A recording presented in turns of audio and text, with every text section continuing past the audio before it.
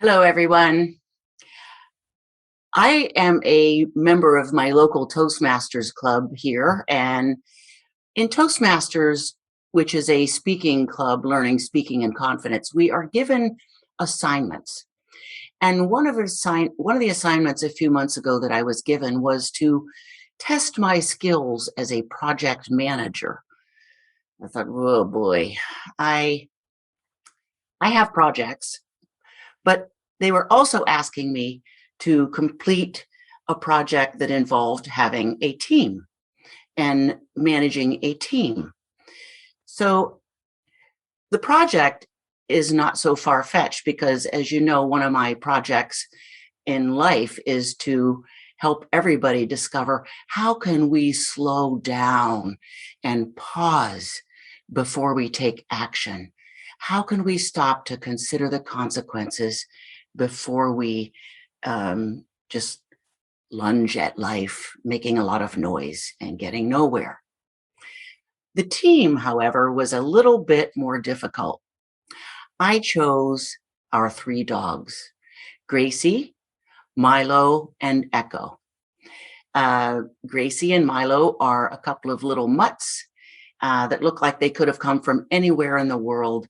And the third part of this trio, my team, is Echo. Echo is a full-blown large black standard poodle. And this trio of dogs chases after all the wrong things in life.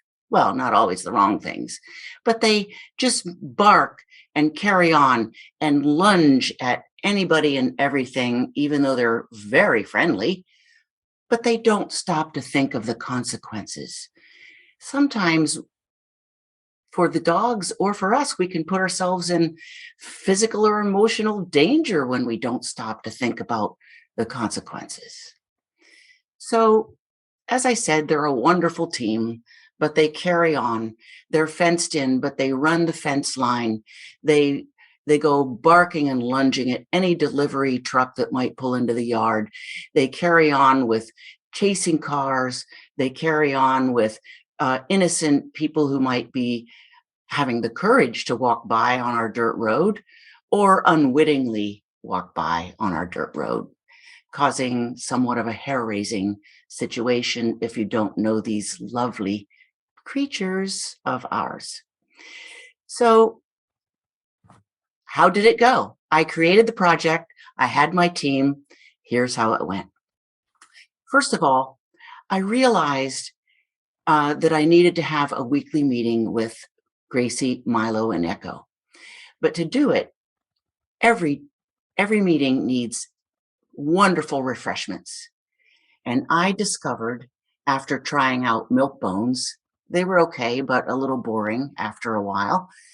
The perfect refreshment at these meetings were packages of hot dogs. Hot dogs will maintain the top level of interest from the beginning to the end of any meeting. So we had that problem solved. And then created a series of lectures. One week, I spoke to them about how the Dalai Lama feels regarding mindfulness and acting before we think about the consequences of actions. It didn't really make much of a difference or any difference. I included in every meeting, as we sat around on the kitchen floor week after week, I included mindfulness guided meditations for rest and relaxation. I did personal massages. We did long belly rubs or deep ear scratches. The ear scratches were Milo's favorite. One week, I spoke about the stress of humans and what it's like for us to hear this thunderous noise and all of this barking and carrying on. This mayhem causes us as humans to go into fight, flight, or freeze. I didn't really care.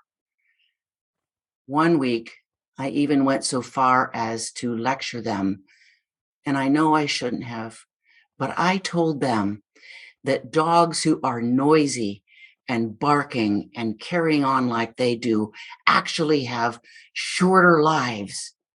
And didn't they want to go into long and happy elder years eating hot dogs? The weeks dragged on, really without much success. I was beginning to be discouraged.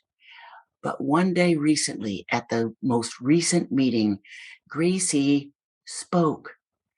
Now, the dogs never uttered a word during these meetings. Gracie said, "Oh." I said, "Gracie, what? What?" "Block the road." I said, "Block the road? Block the road?" Ha. Gracie, this is brilliant.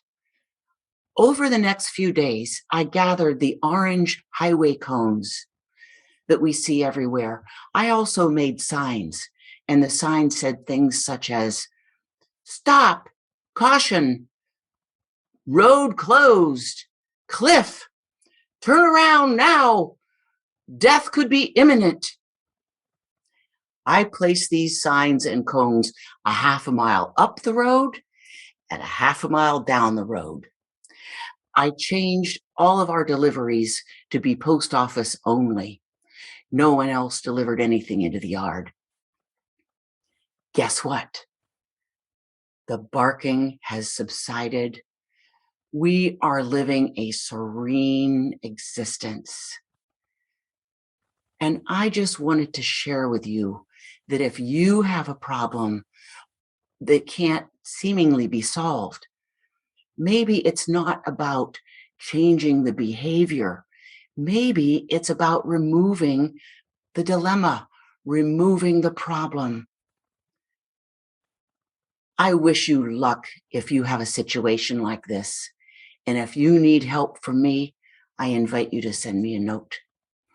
Thank you and best of luck in your problem solving.